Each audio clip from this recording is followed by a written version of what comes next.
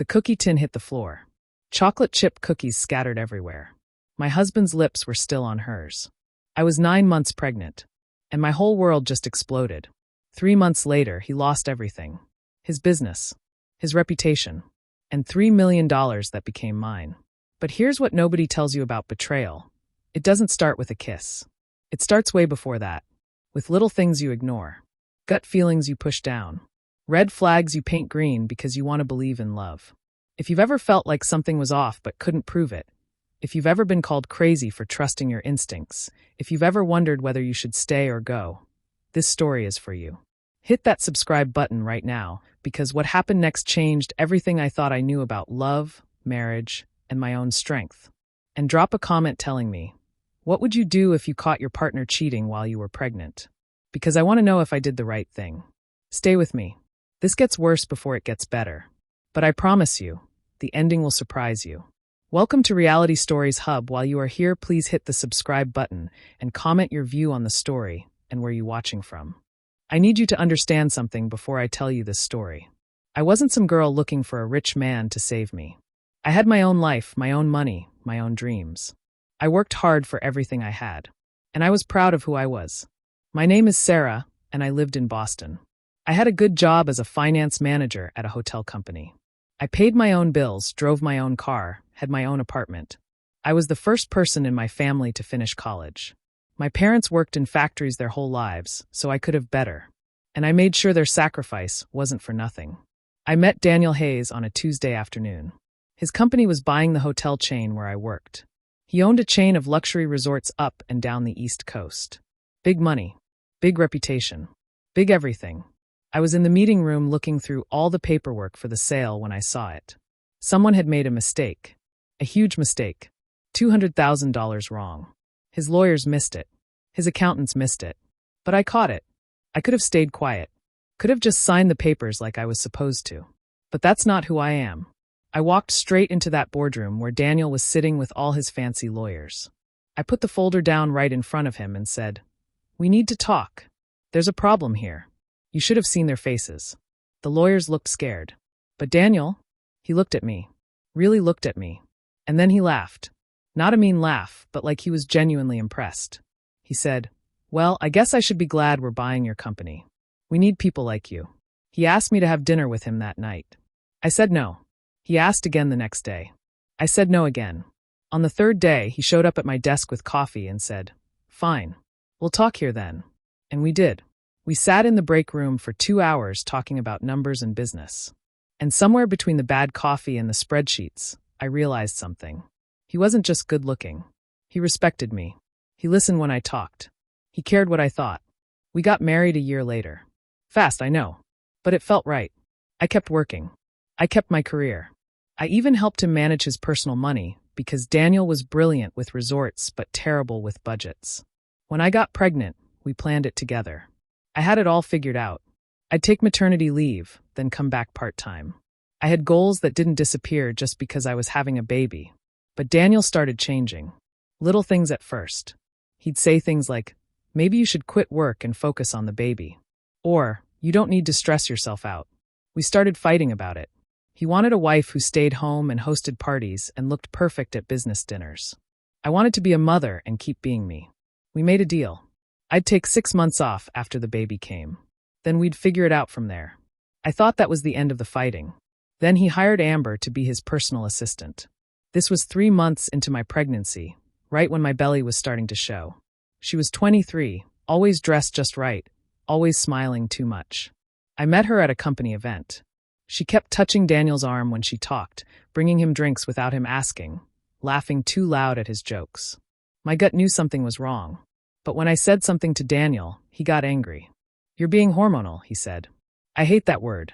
Like my feelings weren't real just because I was pregnant. The late night started when I was 5 months along. "Big meeting tomorrow," he'd say. "Year-end reports," he'd say. I'd text him good night, and he'd send back a thumbs up. Just that. Like I was his co-worker, not his wife carrying his child. My best friend Rachel told me I was worrying too much. But my mother came to visit for a weekend. She watched us together for 2 hours and then pulled me aside.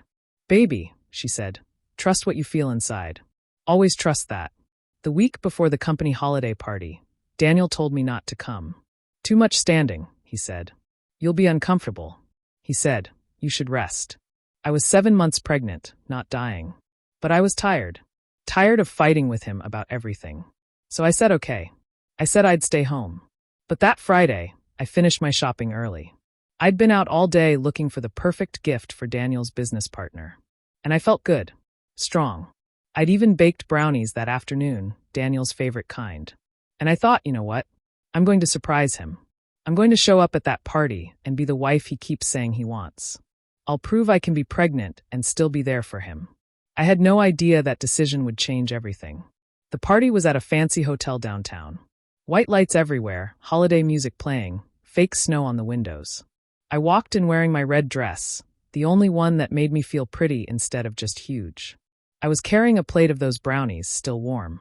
People smiled at me. Some of Daniel's employees came over to touch my belly, ask when the baby was due, tell me I looked beautiful. Normal party things. I looked around for Daniel. Couldn't find him anywhere in the main room. I asked a few people where he was. Finally, I found his business partner James by the bar. Hey, where's Daniel? I asked. And I watched James's face change. Just for a second, but I saw it. All the color drained out. He looked past me, then back at me, and said he's upstairs in his office. Said he needed to grab something. Something in his voice made my heart drop into my stomach. Maybe it was how he wouldn't look at me. Maybe it was my mother's voice in my head saying to trust my feelings. But I knew. I knew before I even started walking toward those stairs. 20 stairs up to the offices. My feet were swelling in my heels, and I was still holding those stupid brownies. Every step felt harder than the last. The hallway upstairs was empty and quiet compared to the party below. And there, at the end of the hall, I saw his office door. It was open just a crack. The lights were dim inside. And I heard her. I heard Amber giggling, saying, "We shouldn't. Not here. Someone might see." I should have turned around right then. Should have gone home and called a lawyer in the morning. But I didn't. I pushed that door open. And there they were. Daniel and Amber, standing by the window with the city lights behind them. There was mistletoe hanging above them. Mistletoe, like this was romantic. Like this was cute. His hands were on her waist. Her arms were around his neck. And they were kissing. Not a quick kiss. A real kiss. The kind that said this wasn't new. This wasn't a mistake. This was something they'd done before. I dropped the plate. It crashed on the floor so loud it echoed through the whole office. They jumped apart. Both turned to look at me. Her lipstick was smeared across his mouth. His eyes went wide and his face went white. For 3 seconds, nobody moved. Nobody even breathed. Then I spoke. My voice came out calmer than I felt. "Well," I said, "Merry Christmas to me." Amber tried to walk past me, but I stepped in front of the door. I wasn't letting her run away. I looked right at her and said, "How long has this been going on?" She just stood there like a fish with her mouth opening and closing. She looked at Daniel like she needed his permission to answer. And that told me everything. This wasn't new. This had rules. This had been happening long enough that she knew to check with him first. Daniel stepped toward me. "Sarah, baby, let me explain." I stepped back. My hand went to my belly, protecting my daughter from all of this. "Don't touch me," I said. And I meant it. That's when James appeared behind me. He must have followed me up those stairs. He stood there in the doorway and took it all in. The mistletoe. Amber's lipstick on Daniel's face. The guilt written all over both of them. "Daniel," James said, and his voice was hard as stone. "My office." Now, James wasn't just Daniel's business partner. They'd built this resort company together. They were friends. And the look on James's face wasn't just disappointment. It was fury. I left. Walked right out of that office, down those stairs, past all those happy people at the party. Rachel met me at the bottom. She took one look at my face and said, "I'm taking you home." I didn't argue. I got in her car. And I didn't cry. Not yet. I was too numb. Too shocked. 7 months pregnant, and my husband was kissing his assistant under the mistletoe at the company party. It felt like a bad movie. It didn't feel real. But here's what I didn't know yet. Here's the part that changed everything. Amber wasn't just his assistant. She was Gerald's daughter. Gerald, who owned 30% of the company. Gerald, who had old-fashioned values and a strict rule written into the business partnership. A rule that said no romantic relationships with employees. A rule that Daniel had just broken right in front of a witness who owned 40% of the company. James called me the next morning. I was at Rachel's house. I hadn't slept. I was still wearing yesterday's clothes. "Sarah," he said, "I need to tell you something. This is bigger than you think." And he explained everything. The partnership structure. The rule about employees. The fact that Daniel had just given James and Gerald the perfect reason to force him out if they wanted to. "I'm telling you this," James said, "because you deserve to know. And because I think you're the smartest person I know. Including Daniel." I called 2 lawyers that day. One for divorce. One for business. And that's when I found out the most important thing of all. When Daniel and I got married, he'd put my name on company paperwork as chief financial officer. For taxes, he'd said. I'd signed without thinking much about it. But it meant I wasn't just his wife. I was legally an officer of the company. And everything was about to change. For 7 months, while I'd been pregnant and resting at home, I'd been looking over the company's financial records. Daniel would bring them home, ask my opinion on deals, have me check his numbers. I thought I was just helping my husband.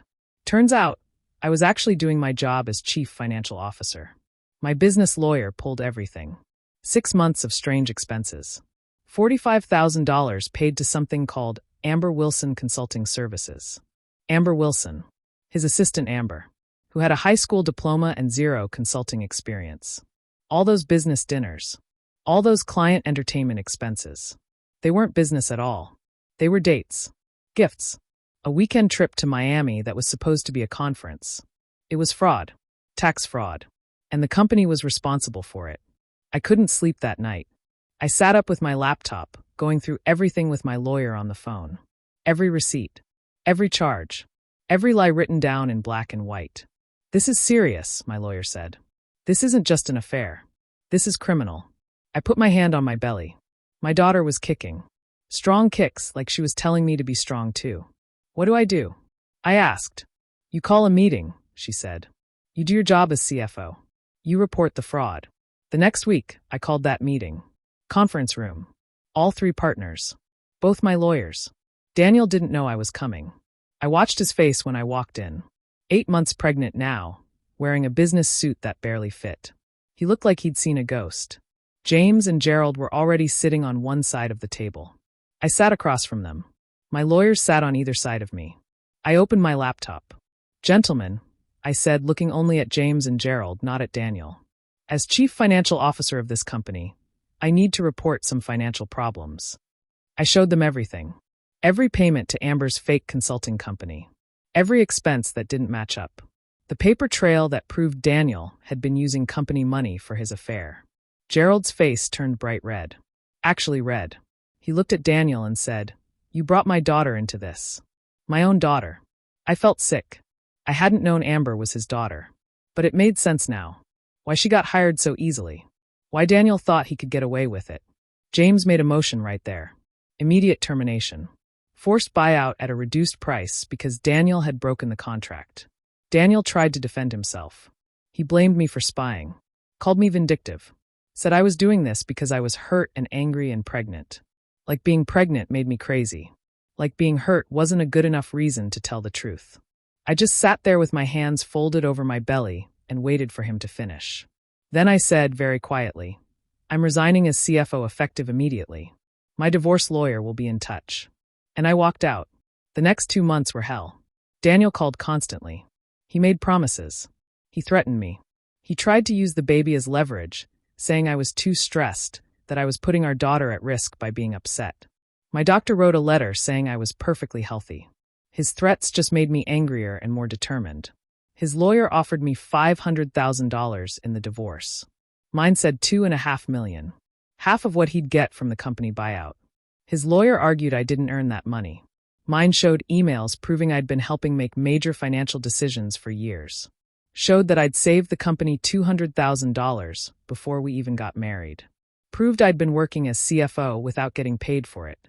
My daughter Lily was born 1 week before the final court date. 7 pounds, 6 ounces of perfect. I was in labor for 14 hours. Daniel showed up at the hospital drunk. Security had to remove him. I didn't care. Rachel was there. My mother was there. That was enough. The judge ruled in my favor. $2 million. Primary custody. Daniel got supervised visits twice a month. When the judge read the decision, Daniel just sat there. He looked like he'd aged 10 years in 3 months. I didn't feel happy about it. I just felt tired.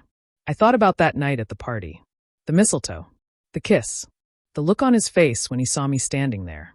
I thought about the woman I was before that moment, and the woman I had to become after. Part of me wanted to go back, to unsee what I saw, to have my marriage back, even if it was built on lies. Because at least then I wasn't alone. At least then I had the dream, even if the dream was fake. But another part of me, the stronger part, knew the truth. I didn't lose anything that night. I found something. I found my spine. I found my voice. I found out what I was made of. And I found out that I was stronger than I ever knew. That was a year ago. Let me tell you what life looks like now. I live in a small house in the suburbs. 3 bedrooms, a yard with a fence, a porch where I drink my coffee in the morning. It's normal. It's quiet. It's mine. I went back to work part-time. I started my own consulting business, helping small companies avoid the kind of financial mistakes that brought down Daniel's resort empire. I work from home most days. I make my own hours. I answer to nobody but myself. Lily is thriving.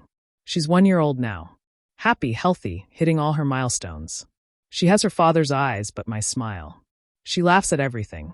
She's learning to walk, taking those wobbly steps and falling on her bottom and getting right back up again.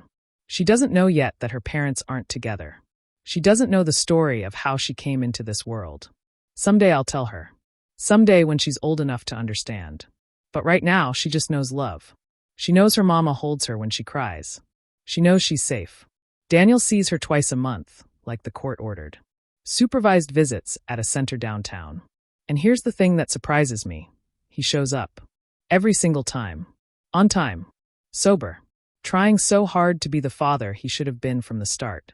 I watch him hold her sometimes through the window of the visitation room. He's gentle with her. He talks to her. He reads her books. And part of me, a very small part, feels sad for what we could have been. For the family we could have had if he'd just chosen differently. But then I remember. I remember that I deserve more than someone who had to lose everything before he learned how to show up.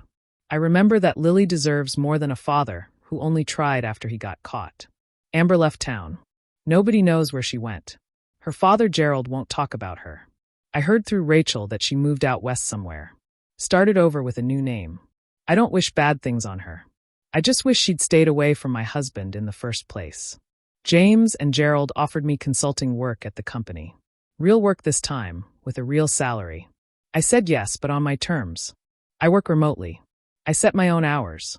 And I get final approval on any expense over $10,000. They agreed immediately. They said the company has been cleaner, more organized, more profitable since I started reviewing the books properly. James told me I should have been CFO for real from the beginning, not just on paper. Sometimes I think about what my life would be like if I hadn't gone to that party. If I'd stayed home like Daniel wanted. Would I still be married? Would I still be living in that big house, playing the role of the perfect wife? Would I be happy? I don't think so, because the truth always comes out eventually. Maybe not that night, but someday. And every day I waited would have been another day of living a lie. People ask me if I regret how I handled it. If I regret reporting the fraud, if I regret taking the money, if I regret fighting for everything I got. Here's my answer. I regret trusting him longer than I should have. I regret ignoring the warning signs. I regret making excuses for him when my gut told me something was wrong. But I don't regret protecting myself and my daughter. I don't regret standing up for what was right. I don't regret choosing me. There's a difference between revenge and consequences. I need you to understand that. I didn't destroy Daniel's career to hurt him. I didn't report the fraud because I wanted him to suffer. I simply stopped protecting him from his own choices. I let him face the consequences that were always going to come eventually. Some nights when Lily is asleep and the house is quiet, I sit on my porch and think. I think about that girl who caught the $200,000 mistake. The girl who walked into that boardroom confident and sure of herself. The girl who knew her worth. I lost her somewhere along the way. Somewhere between falling in love and getting married and getting pregnant. I let myself become smaller. Quieter. Less sure. I started doubting my instincts. I started accepting things I never would have accepted before. But that night at the party, When I stood in that doorway holding those brownies and watching my husband kiss another woman, something inside me woke up. That girl I used to be came roaring back. Stronger this time. Fiercer. Done with accepting less than she deserved. I want to tell you something important. Something I wish someone had told me when I was younger. Your instincts are real. That feeling in your gut when something is wrong? That's not paranoia. That's not insecurity. That's not hormones or jealousy or being crazy. That's your body trying to protect you. That's years of evolution telling you to pay attention. Trust it. Always trust it. When I felt uneasy about Amber, I was right. When I felt like something was off with Daniel's late nights, I was right. When I felt like I should go to that party, even though he told me not to, I was right. But I spent so much time being talked out of my feelings. Being told I was overreacting. Being made to feel like the problem was me, not what was actually happening. And that's what they do. That's how it works. They make you doubt yourself, so you won't trust what you know is true. Don't let anyone do that to you. Not your partner. Not your friends. Not your family. Not anyone. I'm not saying my life is perfect now. It's not. Single parenting is hard. Working from home with a 1-year-old is chaos. Some nights I'm so tired I could cry. Some days I miss having a partner, even a bad one. Some mornings I wake up and feel lonely in a way that aches. But I'll take lonely and true over comfortable and false any day. I'll take hard and honest over easy and fake every single time. Because at the end of the day, when I look at my daughter, I want her to see a mother who didn't settle. A mother who knew her value. A mother who chose herself when choosing herself was the hardest thing she'd ever done. I want Lily to grow up knowing that love shouldn't make you smaller. That a relationship shouldn't require you to doubt yourself. That the right person will never make you feel crazy for trusting your instincts. I want her to see strength, not just in the big moments, but in the small ones too. In getting up every morning and going to work. In building a business from nothing. In being kind even when people weren't kind to you. In choosing honesty even when lying would be easier. That's the legacy I want to leave her. Not money. Not status. Not some big house or fancy car. Just the knowledge that she comes from a woman who knew her worth and refused to accept less. If this story means something to you, I hope you'll remember this. You are stronger than you think. You are smarter than they tell you. You are worth more than how they treat you. And if you're in a situation right now where something feels wrong, where you're being made to doubt yourself, where you're accepting less than you deserve, I want you to know something. You already know the answer. You already know what you need to do. You're just scared to do it. I was scared too. Terrified. I was 7 months pregnant with nowhere to go and no idea how I'd manage. I was scared of being alone. Scared of being a single mother. Scared of what people would think. Scared of making a mistake. But I was more scared of staying. More scared of teaching my daughter that this was okay. More scared of losing myself completely than I was of losing him. And here's what I learned. Fear is normal. Fear is human. But fear shouldn't make your decisions for you. You can be afraid and still move forward. You can be terrified and still do the right thing. The night I found Daniel with Amber, I made a choice in that moment. Standing in that doorway with my pregnant belly and my broken heart, I chose me. I chose my daughter. I chose truth over comfort. I chose hard over easy. And that choice saved my life. Not my physical life, but my real life. My soul. My sense of self. Everything that made me who I am. Some people called me cold for how I handled it. They said I was calculating. They said I should have given him another chance, gone to counseling, tried to work it out. They said marriage is hard and people make mistakes, and I gave up too easily. Those people don't know what they're talking about. There's a difference between a mistake and a choice. A mistake is something you do once and immediately regret. A choice is something you do over and over, hiding it, lying about it, spending company money on it, putting mistletoe up for it. Daniel didn't make a mistake. He made 100 choices. Every time he called Amber instead of coming home. Every time he paid for dinner with company money. Every time he lied to my face. Those were choices. And I chose not to accept them. So here I am, a year later, sitting in my small house with my sleeping daughter upstairs, working a job I love, living a life that's mine, building something new from the pieces of what broke. Am I happy? Yes. Not every second of every day. But most days, yes.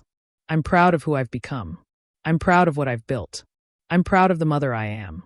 And I'm proud that when everything fell apart, I didn't fall apart with it. I stood up. I fought back. I chose myself. If you're reading this and you need to hear it, you can do it too. Whatever hard thing you're facing, whatever choice you're afraid to make, whatever truth you're avoiding, you're strong enough. You really are. Trust yourself. Choose yourself. Save yourself.